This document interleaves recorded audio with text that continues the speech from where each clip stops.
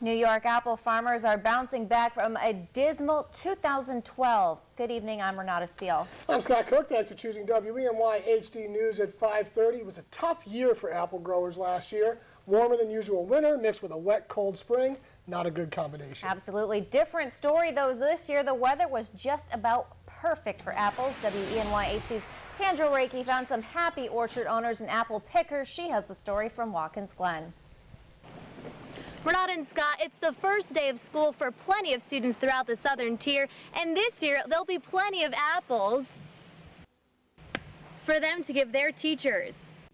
It's a different story than last harvest season here at Reisinger's Apple Country. A lack of winter made for an early start for crops, but a cold spring brought that to a halt. Last year we had a short crop, as everybody knows, because we had frost issues in the spring, and we had a decent crop. We ended up around 40 to 50% of a normal crop. Last year, they picked a total of 4,300 bushels. This year, they're projecting 12,000, about 3 times more apples. It's a long time between paychecks, between October of one year to August of the next. So it's been a happy change.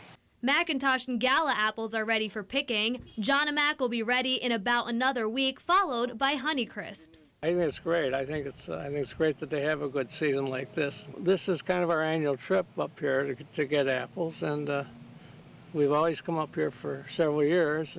And this year, the New York Apple Association says more than 30 million bushels of apples could be produced. That's a huge comeback compared to last year. In Watkins Glen, Tanja Rekhi, WENY-HD News.